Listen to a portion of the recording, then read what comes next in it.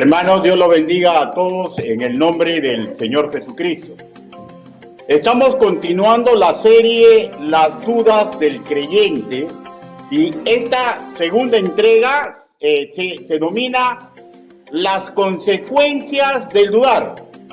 Las consecuencias del dudar. De hecho, un acucioso lector de las Escrituras podría encontrar más consecuencias por el acto de dudar de la que hoy vamos a tratar. Y esto es debido a que estoy intentando ceñirme al contexto de la porción escritural que hemos tenido como lectura bíblica. Ahora, como me es por costumbre, antes de entrar de lleno al cuerpo de esta exposición, recordemos conceptos que ya hemos planteado en la primera entrega, que se denominó Hijo mío, tenme confianza. Hablamos sobre que las dudas ociosas que pertenecen al futuro y que no cuentan con una promesa específica para el cuerpo de Cristo. Por ejemplo, me volveré rico con este negocio, por ejemplo, me casaré, por ejemplo, sanaré de esta enfermedad, ¿ya? Las denominamos dudas ociosas y sobre ellas dijimos que son dudas naturales a quien no conoce el mañana, pero siendo que el futuro solo es conocido con exactitud por Dios, el estar muy pendiente de estas dudas puede crear obsesión. Y una obsesión en línea general puede obnubilar la inteligencia práctica, sabiduría en cualquier ser humano para obtener un sano deseo.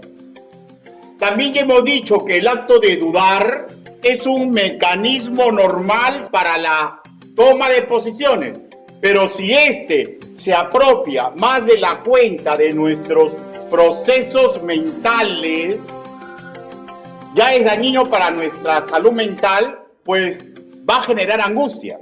Ahora, dañina también para nuestra vida espiritual, pues generará desconcierto y suele empujarnos a la desobediencia.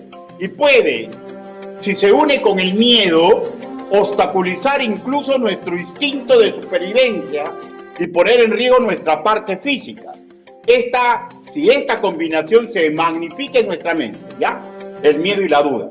Asimismo, también hemos afirmado que una duda mal llevada estorba nuestra confianza.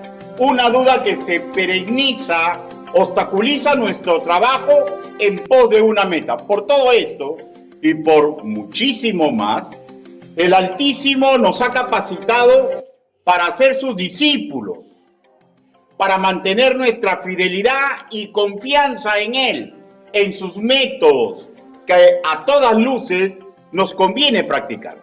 También recordemos, hermanos míos, que el Altísimo en perfección educa, provee, advierte, y que esta triple acción a nuestro favor también está presente en la porción escritural que hoy día vamos a desarrollar.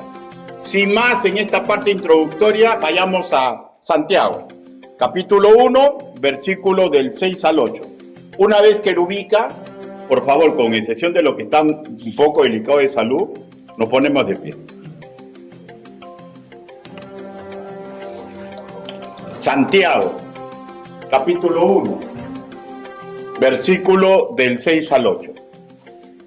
La palabra del Señor dice así: pero pida con fe, no dudando nada, porque el que duda es semejante a la onda del mar, que es arrastrada por el viento y echado de una parte a otra. No piense, pues, quien tal haga, que recibirá cosa alguna del Señor.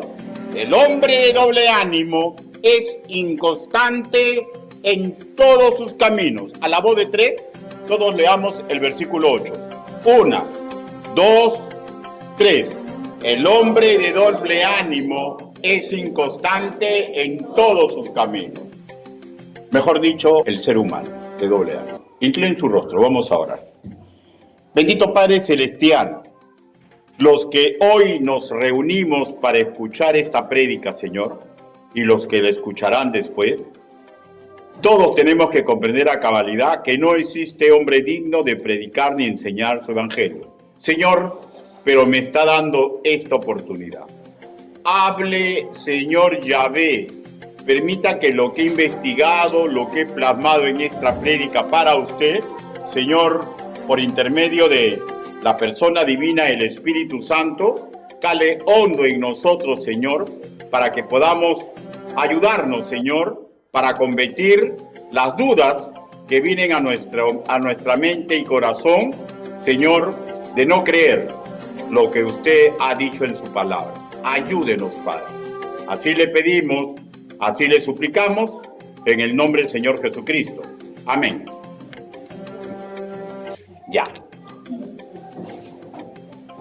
Lo primero que deseo establecer es la categoría del mensajero, o sea, Santiago, el que escribe esta epístola, es llamado el justo y es uno de los hermanos menores de Jesús de Nazaret. De hecho, creció a su lado, pero como sus demás hermanos, en esta etapa de su vida, no lo veían como el Mesías esperado, ni como Señor, ni como Salvador alguno. Y eso está registrado en Juan capítulo 7, versículo 5. Pero al momento de escribir esta carta, él mismo se reconoce como siervo de Jesucristo. Versículo 1, capítulo 1, en su segunda parte. O sea, en griego koiné, doulos. Una condición natural a todo nacido de nuevo. En la práctica, un pacto. Él, escúcheme por favor, en la práctica un pacto. Él traza mi ruta por transitar y yo y todo nacido de nuevo, todo doulos, deberá enchufarse a la visión divina para su propia vida. En eso radica el pacto, ¿no? Santiago, hermanos míos, no apela a su título, ¿ya? Que también es verdadero, ¿no? De ser hermano de Jesús de Nazaret. Pues lo trascendental no es la relación física, sino la relación espiritual. Hoy nos vamos a centrar dentro de esa relación espiritual que tenemos con nuestro Cristo, en el rubro que debemos aprender, escúcheme, a obedecerlo, sabiendo, ¿ya?, que por su omnisciencia es la acción que más nos conviene a nosotros, ¿ya? Y es la acción más eficaz para los asuntos del reino. A continuación, hermanos míos, en el versículo 2 y 3, ya Santiago centra nuestra atención en las pruebas que pasamos y hace un derrotero de que ellas están confeccionadas para nuestro bien. Ahora, ¿por qué para nuestro bien? Porque cuando entramos a prueba y hemos aceptado los métodos de Dios para pasar esas pruebas, viene a nosotros gozo. Cuando nos damos cuenta que el mundo se puede estar cayendo, pero en mí se está reproduciendo el carácter de Cristo. Y eso nos va a dar gozo, ¿ya? ¿Y para qué son las pruebas? Ya, en el rapto escritural es para que lleguemos a un apetecible nivel, descrito en el versículo 4 con la siguiente premisa: para que seáis perfectos y cabales. Y agrega, sin que os falte cosa alguna. Pero la realidad, nadie quiere pasar una prueba. Pero ese es el plan divino para nosotros, para que por intermedio de las pruebas seamos perfectos, seamos cabales y que no nos falte cosa alguna. De hecho, está hablando de que desarrollemos las virtudes de Cristo. Espero que sea visible lo que ahora voy a expresar.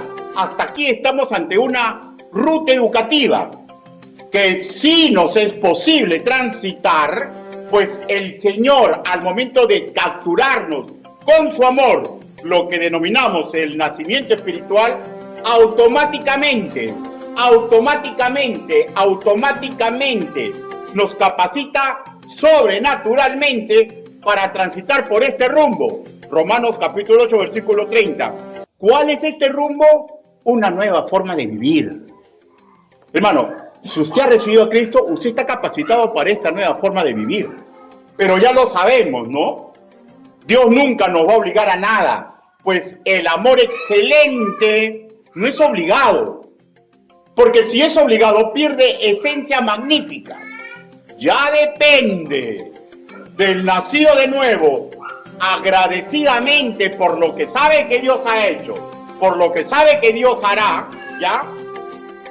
Aceptar su nuevo rol y a su vez discernir qué es lo mejor para él o para ella, para ser en todo prosperado, como dijo Juan con respecto de sus discípulos, ¿no? Y ese, hermanos míos, es el íntimo deseo divino para cada nacido de nuevo.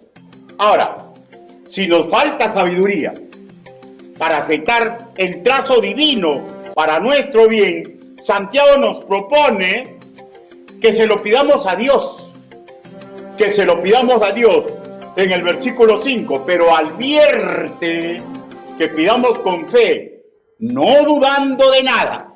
Y eso está en el versículo 6, en su primera parte. Ese pedir, no dudando de nada, escúcheme ya, no está en razón de dudas ociosas. O sea, de dudar de lo que yo estoy pidiendo, hermanos míos. O sea, dudar de un futuro temporal, ni tampoco sobre un futuro espiritual. Si no se centra, escúcheme, en no dudar en la sabiduría divina que debemos poner en obra cuando estemos sometidos a pruebas, porque el contexto está hablando de las pruebas, ¿no es cierto? Y aquí aparentemente estamos ante un viejo dilema, ¿no? ¿Qué es primero, el huevo o la gallina? Y explico, sería vano pedir sabiduría, escúcheme ya, sería vano pedir sabiduría, hermanos míos, si sistemáticamente nos negamos a ser edificados por el Señor, ¿ya? Para cuando lleguen las pruebas a nuestra vida.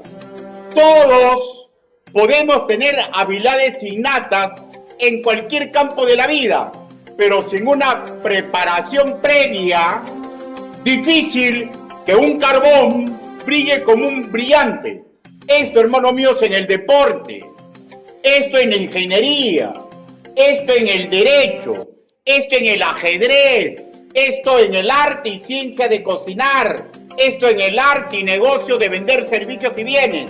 En lo relacionado a las verdades bíblicas es el mismo principio para ser prosperado de las manos de Dios. Hermanos, estar preparado para el día de la prueba no es un golpe magnífico de suerte, ¿ya? Y no esperemos, como hacen muchos carismáticos, ¿ya? De esperar una especie de magia de parte del Señor, ¿ya? El no dudando nada está en razón de aceptar los métodos educativos de Dios. O sea, los métodos educativos de Dios para crecer, los métodos educativos de Dios. No dudar tampoco de sus promesas en todo el orden, en cualquier orden. Y no dudar de sus advertencias divinas. ¿Ya? Una advertencia divina dice, ¿no? El que sabe hacer lo bueno y no le hace, le es pecado. Pregunto, ¿un pecador por un pecado cree que va a recibir una recompensa de parte de Dios? ¿No? Hermanos, y hay que estar preparado porque sí o sí, Él va a permitir pruebas a nuestra vida. No solamente la va a permitir, Él la va a propiciar, porque tiene un plan para nosotros, ¿ya? Y también, usted sabe, permite que seamos tentados. Lo sabemos, hermanos míos, por el rastro cultural, el caso de Job. Y también lo sabemos por la misma enseñanza del Señor Jesús, ¿no? Porque recuerdan que Él dirigió sus palabras a Pedro y le dijo, Simón, Simón, he aquí, Satanás os ha pedido para zarandearos como a trigo. Lucas capítulo 22, versículo 31. Así que, si un creyente cree que no va a ser probado y no va a sufrir tentación, hermanos míos, ya, está sumamente equivocado. Dios permitió al demonio tentar a Pedro.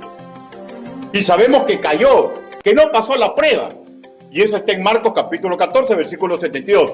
Pero sí que le sirvió, pues aprendió, entre otras cosas, ya, lo que a veces nos falta mucho en nosotros, ya, ser humildes de corazón. O sea, no, a mí no me va a pasar, no, yo mismo soy, ¿ya?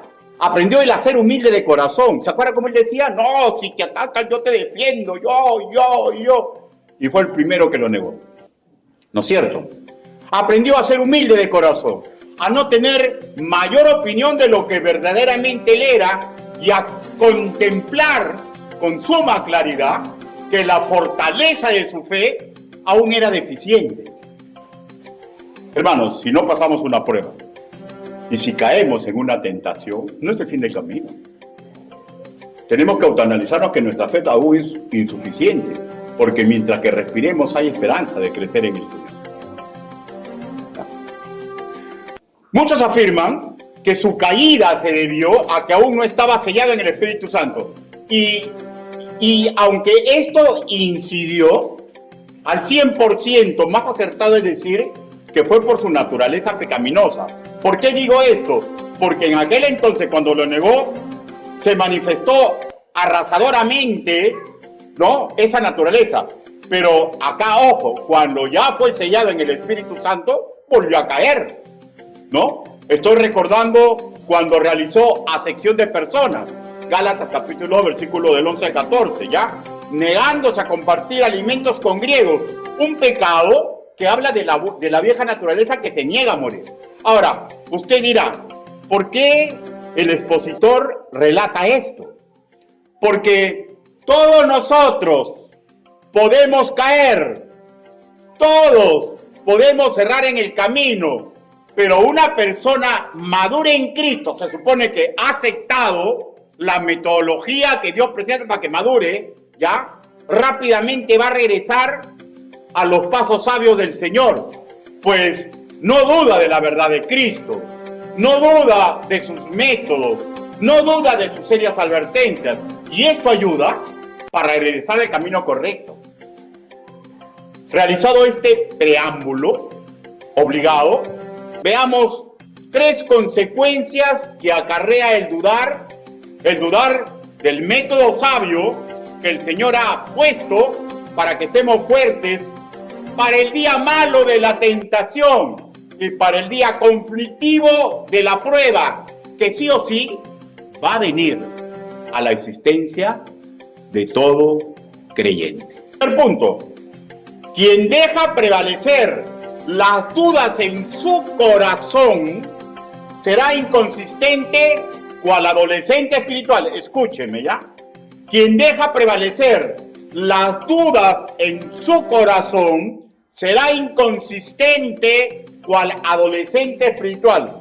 Santiago capítulo 1 versículo 6. En su segunda parte dice, porque el que duda es semejante a la onda del mar. Porque el que duda es semejante a la onda del mar. ¿No es cierto? De hecho, la onda del mar es la ola, ¿no? Una onda de mar no tiene dominio propio, ni tampoco tutoría en su propio elemento, el mar. Porque el mar no le pone límites tampoco para avanzar. Su tutor es el viento, ya que en sí es ajeno a su verdadera naturaleza. El viento sopla y la ola va y viene. ¿No es cierto? Un creyente, en analogía, que desee ser libre pensador, un creyente que elige autogobernarse como liberto, desoyendo las escrituras que son su esencia espiritual, quien debería ponerle coto a su vida, ¿ya? El que desoye las escrituras, vuelvo a repetir, que se las ha entregado el que le ha dado vida eterna, simplemente entra en rebeldía. Ahora, esta hermana rebeldía es un desconocimiento por decisión propia de su condición de esclavo, de su condición de discípulo de Cristo. Cree que con lo suyo es más que suficiente, y aunque se diga ser sirviente de Cristo, sus acciones más lo asemejan a un liberto. Todo creyente en Cristo Jesús es preparado en forma previa por Dios mismo para un propósito muy personal para él o para ella. Ahora, y esto es antes de iniciar su camino como doulos. Mire, el Señor lo va preparando y el creyente aún no es consciente de esto, ¿ya? Esta preparación estriba en la providencia perfecta de Dios. O sea, ¿cómo funciona esto? Yo no soy consciente de que Dios me está preparando. Hermano, Dios me ha preparado a mí y los ha preparado a cada uno de ustedes, ¿ya? Desde el principio de los tiempos. ¿Saben cómo? Mezclando sangre con sangre de sus antecesores, ¿ya? Sangre con sangre, sangre con sangre, sangre con sangre, ¿comprende, no? Esperma y óvulo, cigote, esperma y óvulo, cigote, hasta llegar a un producto terminado, único en toda la historia de la humanidad, llamado Ricardo Noblecía, llamado César Bustamante, llamada Roxana Kiwi, y así sucesivamente a todo cliente. Usted es único. No hay otra persona como usted. ¿Ya? Y desde ahí Dios los va preparando. O sea, usted tiene una personalidad especial, hermano mío, que Dios lo va a usar en el reino. La va a usar en su reino. Y al nacer físicamente, ya, sangre con sangre, ña, ña, nació Luis Girón. Nació. Y al nacer Luis Girón, ya, es puesto en un hogar, ya, es puesto en un hogar donde en ese entorno familiar o grupo humano va absorbiendo conceptos y virtudes que le van a servir en el mañana. Pero no solamente eso, ¿no? Porque alguien podría levantar su mano y decir que es un hogar, tuvo un hogar perfecto. No, ninguno, ¿no? Pero también no solamente eso, también van a haber falencias en ese hogar. Y cuando le prediquen de Cristo, él va a ansiar tener ese hogar ideal que le asegura que es un padre perfecto, que tiene hermanos que se va a preocupar por ellos y que tienen una misión como familia. ¿Ya? Y todo eso, hermanos míos, y todo eso, hasta ese momento no tiene conciencia. Pero cuando es capturado por el amor de Dios, ¿ya? Cuando Dios cautiva su corazón por intermedio de la persona divina, el Espíritu Santo, lo reviste de su amor y la virtud de Cristo. Romanos capítulo 5, versículo 5. Para que pueda evitar ser solo metal que resuena o címbalo que retiñe. O sea, un religioso más que no tiene poder en Cristo. Como hay muchos, ¿no? Muchas sectas, ¿no? Son religiosos pero no tienen poder en Cristo. Entonces son metal que resuena o címbalo que retiñe. Y Dios, al ponerle a cada creyente su amor y la virtud de Cristo, ¿ya? Dicho en otras palabras, le pone el poder divino para que ese creyente pueda poner en obra la visión de Dios en su vida terrenal. Pero para crecer idóneamente ya dependerá del creyente. De ahí, roto el velo, hay una preparación que ya nos es consciente, pues el Señor de saque nomás nos da el título de discípulos. ¿Ya? Juan capítulo 13, versículo 35, Juan capítulo 15, versículo 8. Incluso, hermanos míos, incluido en el mandato de la gran comisión, porque dice así, ¿no? Enseñándoles a que guarden sus mandamientos. Discípulos. Mateo, ¿no? Capítulo 28, versículo 19 al 20. Nos dice, hermanos míos, de saque, no solamente que estudien, sino que los pongamos en obra. El pastor bautista de nacionalidad norteamericana y capellán de la policía, Greg Laure, él actualmente tiene 62 años, escribió 9 diferencias entre ser creyente y despertar a la realidad de ser discípulo, ¿ya? Se la voy a compartir. El creyente mira la cruz desde que se salvó. El discípulo carga su cruz. El creyente obedece a Dios cuando le conviene. El discípulo obedece sin importar las circunstancias y las consecuencias. Un creyente decide una vez, recibió a Cristo, ¿no? Un discípulo decide a diario en el conflicto de su vida, porque quiere servir a Cristo. Los creyentes se centran en la vida eterna, ir al cielo. Qué bonito. Los discípulos se centran en las recompensas eternas ante el trono de Cristo por trabajar para Él. El creyente ora cuando las cosas se ponen discípulos. Ay, mamá, y terremoto, Señor, soy tu hijo, ayúdame, Señor.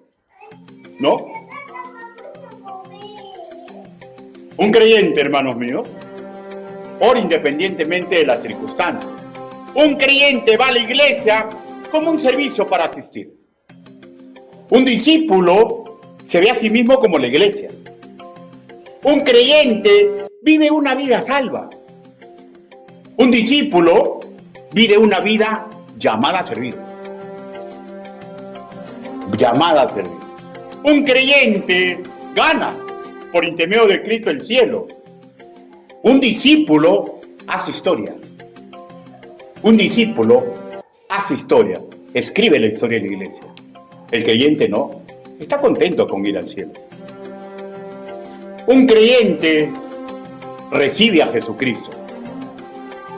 Porque la salvación no es por obra. Un discípulo decide representar a Jesucristo. Decide representar a Jesucristo. Fin de su comentario. Usted se puede dar cuenta aquí, claramente. Si usted aún es creyente o si es discípulo. Incluso darse cuenta si es un discípulo que le falta mucho todavía por recorrer. Explico en síntesis.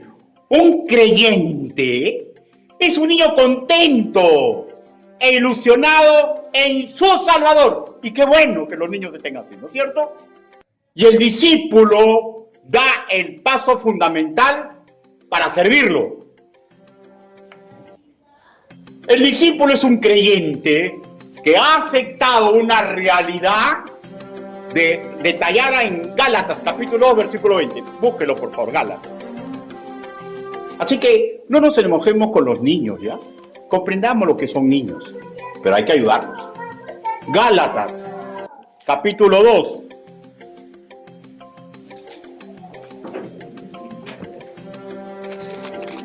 Gálatas, Corintios, Gálatas.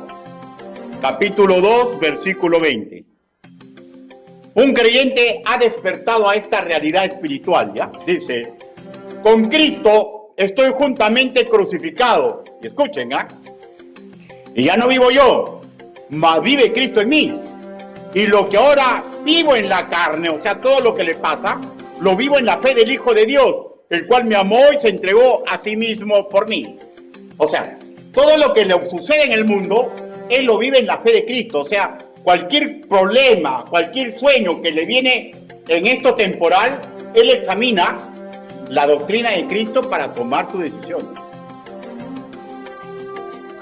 De hecho, hermanos míos, un discípulo agradecidamente colabora para crecer como discípulo, para crecer como adorador en espíritu y en verdad. Pues, aunque no comprende en toda su dimensión los métodos de Dios, pues, aunque no entiende en toda su dimensión por qué son las pruebas, no comprende aún en toda su dimensión por qué el demonio tiene tanto poder y por qué no lo aprisiona, por qué y por qué y por qué. Hay muchas cosas que no comprende, sin embargo, confía en el carácter de Dios. Sin embargo, confía en los métodos de Dios. Y sin embargo, confía que la divinidad es quien lo prospera. La divinidad es quien lo prospera. Pero el que no, que de niño pasa adolescente y se niega a ser discípulo, se está dejando dominar por sus dudas. Por voluntad propia, tendrá la inconsistencia de un adolescente. Y esto no es culpa del pastor. Y esto no es culpa de su congregación. No es culpa del mundo. No es culpa del demonio. Es una decisión soberana de ese creyente que no acepta el camino del discípulo, pues se siente sumamente cómodo como creyente. ¿Y para qué más? Si ya ganó el cielo. Si esta concepción se mantiene por excesivo tiempo y no le pasa nada extremo para que varíe su actitud, y es un caso extraño al Evangelio, pues es claro, ¿no? No hay poder de Dios en él. Y Dios lo está tratando como bastardo. ¿Comprende lo que estoy diciendo, no? Si demasiado tiempo esto se prolonga, demasiado tiempo, o sea, no hay poder en él. Así nomás de simple. Ojo que no nos discipulamos, no estoy hablando exclusivamente del manual de teología sistemática que tenemos, ¿ya? Porque uno se discipula, ya en el Señor, por ejemplo, en los cultos. Si un creyente no siente para nada necesidad de escuchar la palabra del Señor, si solamente ve el culto para el que dirán, es que no hay poder en él. ¿Se dan cuenta? Porque no solamente nos discipulamos en un manual de teología sistemática como el que tenemos en la iglesia, no solamente nos discipulamos en las prédicas, ¿no es cierto? Hay más todavía. Hay más todavía. ¿En qué manos discipulamos? Recuerden que un discípulo no solamente oye y hace. Un discípulo, ¿en qué más se va educando? ¿Ah? En las actividades de la iglesia. ¿Ya? En participar en el culto, los trabajos que tenemos en la iglesia, se va capacitando. Porque si solamente escucha y comprende, es un buen alumno. Pero no es un discípulo. Porque lo que escucha no lo está poniendo en obra, en base de su propia iglesia local. ¿No es cierto? Aún es un discípulo, porque un discípulo le oye a Cristo, asimila su voluntad y hace un sano intento, esfuerzo, para que la obra, la visión divina, se vuelva realidad en su propia vida. Segundo punto. Quien deja prevalecer las dudas en su corazón será como puerta abierta para las ideologías del mundo. Quien deja prevalecer las dudas en su tutuma, en su mente, en su corazón, será como puerta abierta para las ideologías del mundo. Regresamos nuevamente a Santiago. Capítulo 1, versículo 6. La parte C dice, estamos hablando de la onda de mar, ¿no? Dice, que es arrastrada por el viento y echada de una parte a otra. Hermanos, escuchen, ya no lean.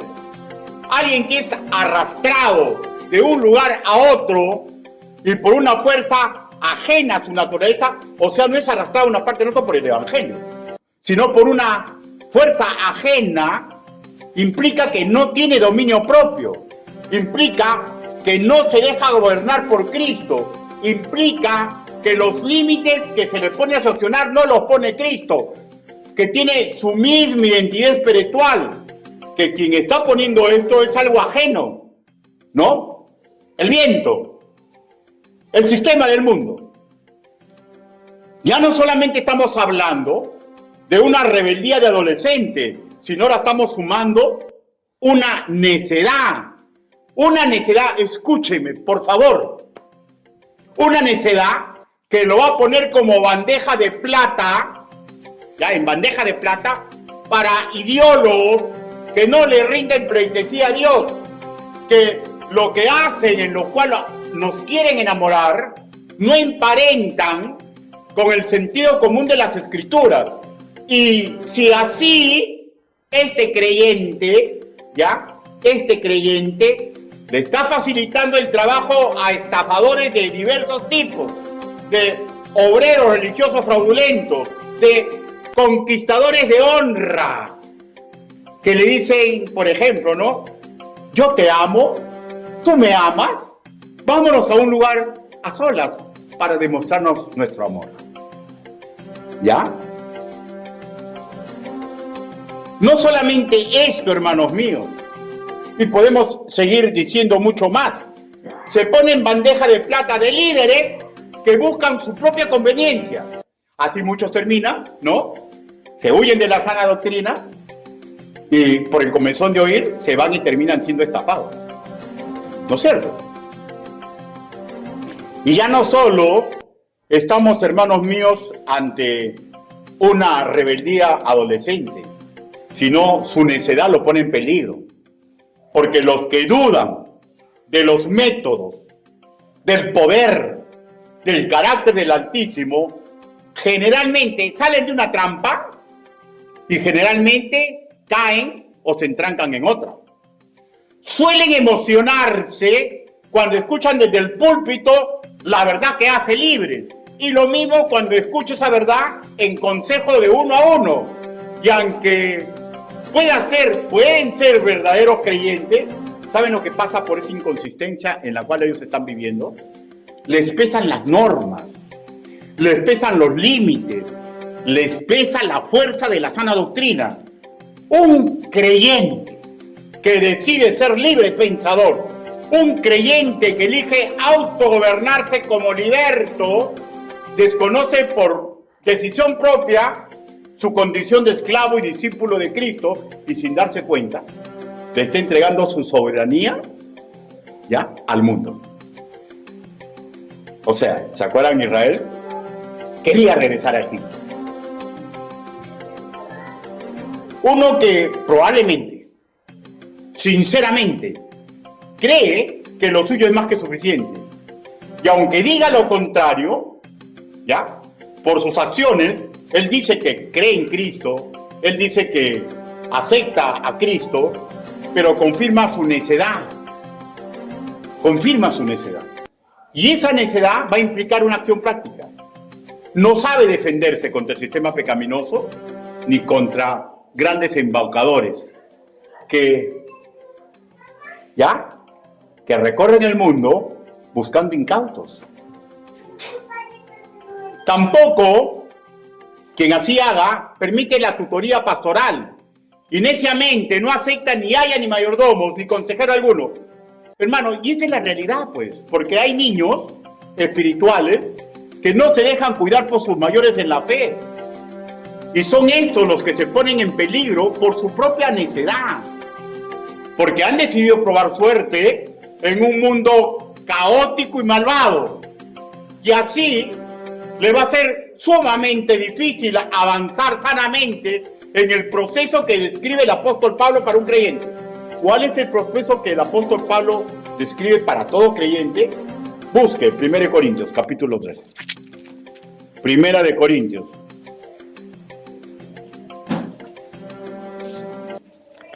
Primera de Corintios, capítulo 13. Versículo 11.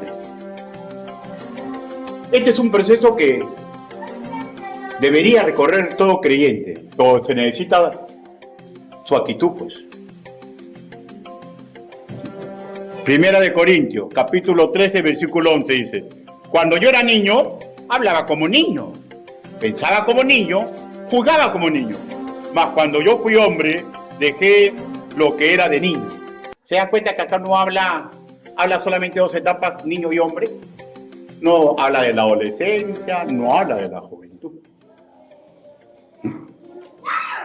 O sea, no implica que cronológicamente no existan esas etapas. Si no existe la etapa de la niñez, y bíblicamente hablando, Dios no considera la etapa de la adolescencia. Porque el niño es niño y necesita ayas y mayordomos hasta que despierta, y ese niño se vuelve hombre, ya, creyente, cuando comienza a cuidar a otros. Ahora, pero este proceso, es difícil que avance sanamente en este proceso, pues. ¿Saben quiénes? Quienes deciden ser libertos. Y estas dos situaciones dinamitantes, el no madurar, ¿ya? Y el continuar siendo una puerta abierta y vivir constantemente en peligros gratuitos, es un creyente, está fuertemente emparentado a lo que dice el versículo 8. Leámoslo nuevamente. Santiago capítulo 1, versículo 8. El hombre de doble ánimo es inconstante en todos sus caminos. Es inconstante. Hermano, el que duda más de lo sanamente normal en edificarse, el que duda más de lo sanamente normal en colaborar con su propia construcción de carácter cristiano, que no quiere discipularse, no quiere participar en el culto, no quiere hacer nada en la iglesia, se contenta con ser alumno, ¿ya? Nada más. Saben lo que es bueno, saben lo que es perfecto, porque lo escuchan a cada rato de exposiciones de sana doctrina, escucha testimonio de hermanos en Cristo, de los resultados que ellos están logrando, pero no es camarones. Han decidido no soltarse del mundo y no volar como las águilas en el reino celestial.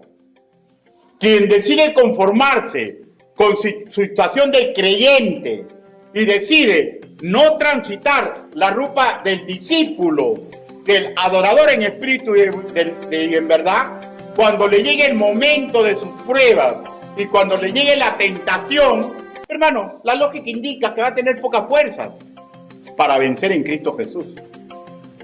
Y si así está prolongando su adolescencia por decisión propia, porque una iglesia de sana doctrina ofrece que se discipulen.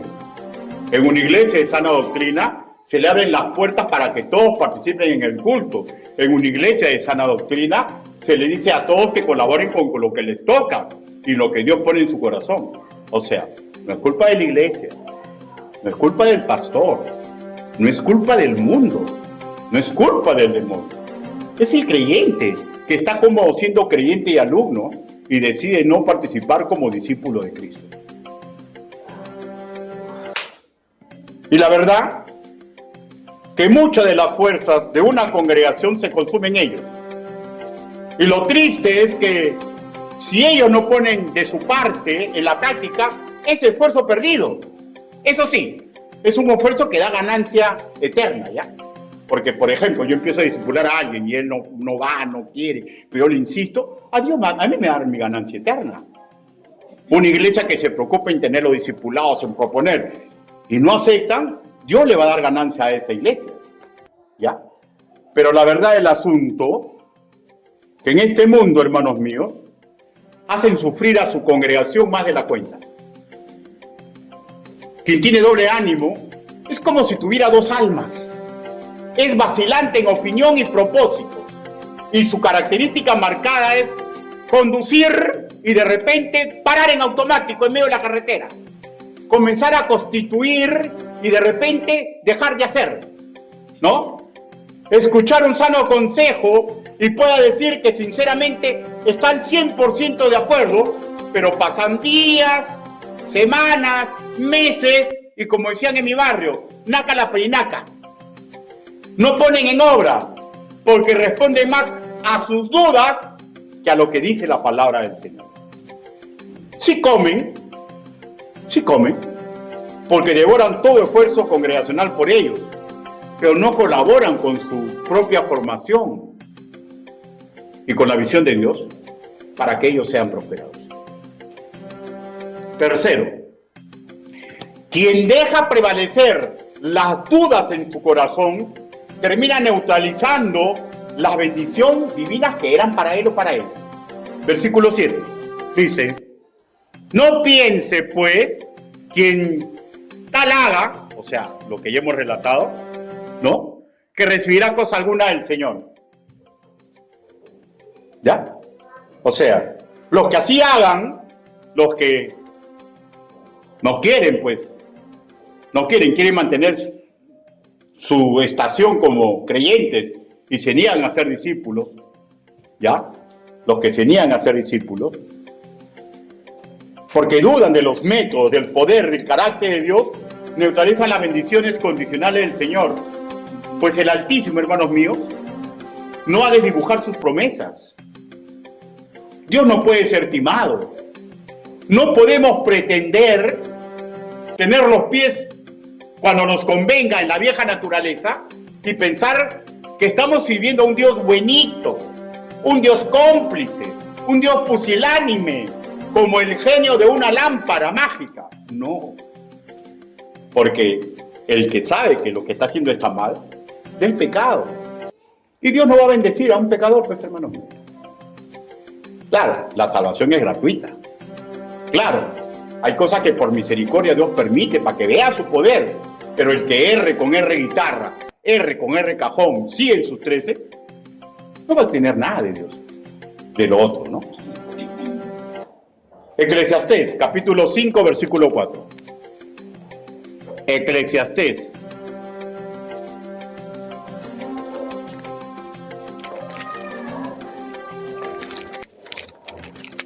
Cerquita de Lamentaciones, un poquito más atrás Jeremías, dale más Isaías, Proverbios, adelantito Eclesiastés. Capítulo 5, versículo 4, miren lo que dice. ¿Lo tenemos, hermano? Cuando Dios hace promesas, cuando a Dios haces promesa, o sea, ¿se acuerdan la promesa que le hicimos? Señor, tú eres mi Señor y tú eres mi Salvador personal. Te acepto como mi Señor y mi Salvador. ¿No? Cuando nosotros hicimos eso, aceptamos un pacto. Tú me enseñas, Señor, tu plan para mi vida y yo lo voy a poner en obra. ¿Ya? Y eso significa que el creyente tiene que poner en consideración un tiempo perentorio para comenzar a ser discípulo. Volvemos a leer. Eclesiastés capítulo 5, versículo 4. Dice, cuando a Dios haces promesa, no tardes en cumplirlas, porque Él no se complace en los insensatos. Cumple lo que prometes. Mejor es que no prometas y que no prometas y no cumplas. O sea, si tú comprendiste, si comprendimos, hermanos míos, que me iba camino al infierno y comprendí la firmeza de la promesa de Dios, comprendí sobre su carácter, comprendí que me iba al infierno, comprendí que tenía que arrepentirme y me arrepentí, comprendí todo eso, hermanos míos. En ese momento se activó un pacto. Yo soy tu Señor, marcaré la ruta de tu vida y tú eres mi doulos y aceptarás la visión que yo te entrego. Pero el creyente se aferra más a que es el Salvador y se olvida la otra promesa que él dice, ¿no? Yo soy tu Señor, Ricardo. Confía, Ricardito. Yo te voy a enseñar un camino para que tú seas prosperado. Lo mismo conmigo. Lo mismo con cualquier creyente. No podemos vivir constantemente a Dios orando y con el mazo dando y pretender que el Señor simplemente nos bendiga. El Señor tiene todo el sano, ojo que no está hablando de perfección ya. Estoy hablando de rechazar, ser discípulo de Dios. El Señor tiene todo el sano deseo de ayudarnos en cada recodo de nuestro camino en este mundo. Pero si nosotros tercamente nos negamos a ser ayudados, viciamos el método divino para dicho objetivo. Quien intenta estar bien con el mundo y a la vez con una iglesia de Cristo, termina no siendo ni chicha ni limonada. De hecho, no va a traer bendiciones condicionales del Señor. Hermano, ya este escenario ya se dio en el Antiguo Testamento, ¿ya? Y mereció unas palabras tajantes que debe retumbar en nuestra mente y en nuestro corazón. Busque Primera de Reyes. Primera de Reyes. Primera de Reyes, capítulo 18. Versículo 21. Capítulo 18, versículo 21. ¿Lo tenemos, hermano? Primera de Reyes, capítulo 18, versículo 21. Dice así. Y acercándose Elías a todo el pueblo dijo: ¿hasta cuándo claudicaréis vosotros entre dos pensamientos? Si Jehová es Dios, seguidle, y si Baal, id en pos de él. Y el pueblo no respondió palabra. O sea, ¿por qué? Porque dudaba, pues, ¿no? Porque el que no duda, yo voy a seguir a Cristo. Porque comprendo que es Cristo o no es nada. Ahora, no es necesario que uno responda, ¿ya? Con las acciones respondemos. Si pensamos, hermanos míos, que podemos vivir en una doble forma de vivir y ser apoyados como hijos preferidos por el Señor, estamos alucinando en nuestra mente, ¿ya? Estamos alucinando. No estamos pensando en base de su carácter perfecto, que es 3 veces santo, que da promesas, que pone límites, que nos da advertencias divinas. Incluso, hermanos míos, en las dudas ociosas, que probablemente le roba el sueño a ese creyente, ¿ya? Todo lo está haciendo al revés, sin sabiduría, para agradar a Dios, y está entorpeciendo sus sanos deseos. ¿Por qué? Porque ahí se aplica la ley espiritual de la siembra y la cosecha. En deseos ociosos, ¿no? Del futuro, ¿no? Quiero triunfar en mi negocio, quiero tener plata. Pero, ¿cómo vas a triunfar en un negocio? ¿No? Si no agradas a Dios, si no separas su parte, ¿cómo vas a triunfar para Dios? Si esa plata que Dios te da, no corres y ves a tu familia y estás gastándolo en cosas que son secundarias. ¿Cómo pues? ¿Cómo podemos? Acuérdense que Dios hace al rico y Dios hace al pobre. Yo, por ejemplo, hermanos míos, tuve muchos sueños de tener plata.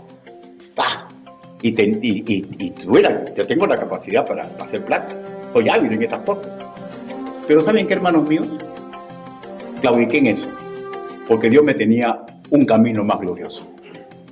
¿Saben cuál es el camino más glorioso? Trabajar para la gloria y la honra del Señor. Cuando yo comprendí eso, pedí mi pase al retiro de la policía.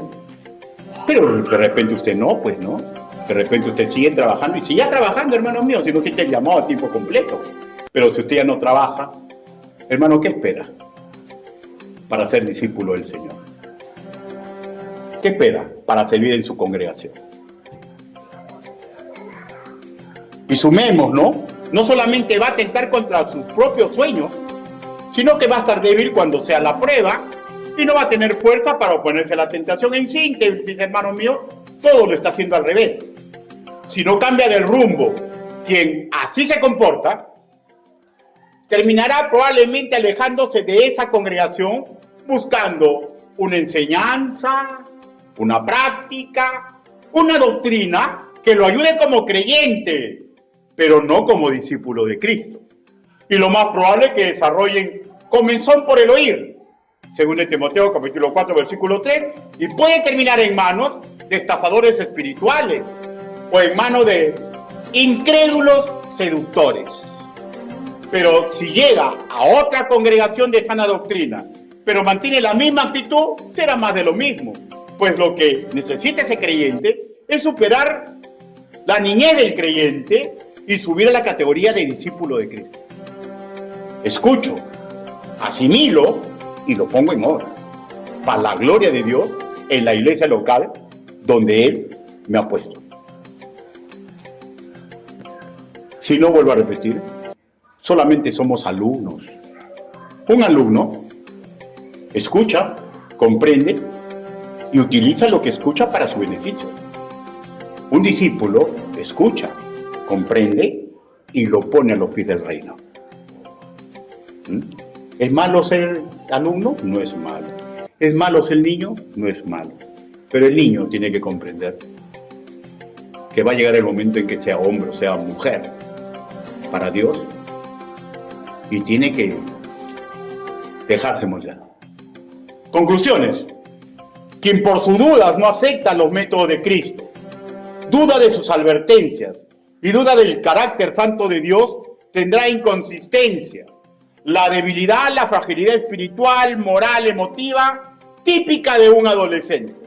Segundo, quien por sus dudas no acepta los métodos de Cristo, duda de sus advertencias, duda del carácter santo de Dios, será presa fácil de encantadores, de ideólogos, de pensadores, de embaucadores. Se encontrará en el camino de su vida que le van a ofrecer alegrías y bendiciones ilusorias. Presa fácil. Tercero, quien por sus dudas no acepta los métodos de Cristo, duda de sus advertencias, duda del carácter santo de Dios, ahuyentará bendiciones condicionales, de esas que dan paz en el corazón, de esas que atrae realización personal en medio de un mundo que siempre lo va intentando devorar. Por favor, hermanos míos, no desarmemos el edificio educativo que cual fortaleza ha preparado el Señor para nosotros, porque las pruebas y las tentaciones sí van a llegar a nuestra vida. Terminaré esta exposición con una luz magnífica de esperanza, que lo leyó Mario, que encontramos en el contexto de esta porción escritural, que tiene que ver con el poder de la oración para encontrar esa fuerza, hermano, que necesitamos para dejar de ser creyentes simplemente y ser discípulos valientes y esforzados. Santiago, capítulo 1.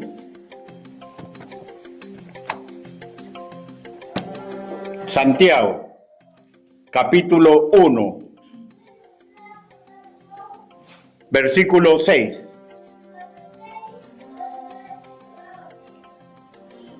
Desde el 5 dice: y si alguno de vosotros tiene falta de sabiduría, pídala a Dios, el cual da a todos abundantemente y sin reproche. O sea, no nos reproche, el pasado es para el Señor.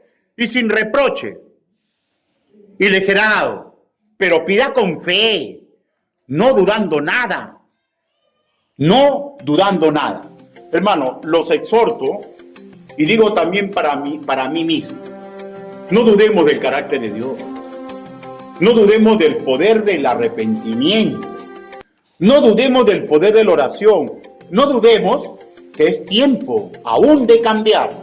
Y una última interrogante podría ser: ¿y cómo sé que aún es tiempo de cambiar? Simple, porque si aún estamos respirando, aún hay posibilidad de hacer lo correcto, lo que nos conviene y lo que nos conviene a la hora de Dios. Dejémonos edificar en el camino del discípulo y no nos conformemos simplemente con ser creyentes, que simplemente escuchamos y nos alegramos de la verdad. Oremos.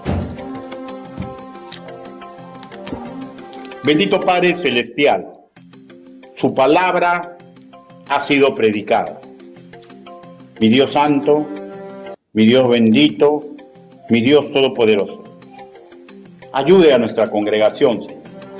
Ayude a cualquier persona que pueda escuchar este mensaje para que estable, Señor, en su vida.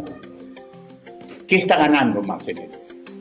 Si solamente está en el camino del creyente o si está en el camino del discípulo. Ayúdenos, Padre. Ayúdenos. Porque si vamos a estar dudando de sus métodos, si vamos a estar dudando del edificio que usted nos ha entregado, de sus advertencias, Señor, vamos a seguir con doble ánimo y vamos a seguir con la inconsistencia típico del que empieza a construir y para, Señor, en cualquier momento. Quiero hacer una invitación. ¿Alguien desea que ore por él o por ella para iniciar el camino del discípulo, o en todo caso, pedirle fuerzas al Señor para no cesar en ser discípulo de Cristo? Levante su mano, por favor. Dios te bendiga, Dios te bendiga, Dios te bendiga, Dios te bendiga, Dios te bendiga. Vamos a orar. Dios te bendiga. Bendito Padre Celestial. Señor, todos sabemos, Señor, que no es fácil la vida en este mundo. Usted lo dijo con suma claridad, es un valle de lágrimas, Señor. Señor, pero usted es tan bueno que ha depositado poder en nosotros, Señor. Nos ha entregado su amor, las virtudes de Cristo, Señor, para que nuestra personalidad única e inconfundible, Señor, seamos una pieza vital para su gloria y su honra. Ayúdenos, Señor, para que no solamente escuchemos, para que pongamos en obra, Señor, y para que sumemos esfuerzo en la iglesia local a la cual pertenecemos. Ayúdenos, Padre, para que estemos fuertes para el momento del día malo, Señor, de la tentación, para que estemos fuertes, Señor, en el día angustiante de la prueba. Ayúdenos a todos nosotros. Así le pedimos, así le suplicamos, en el nombre del Señor Jesucristo. Amén. Hermanos, Dios los bendiga.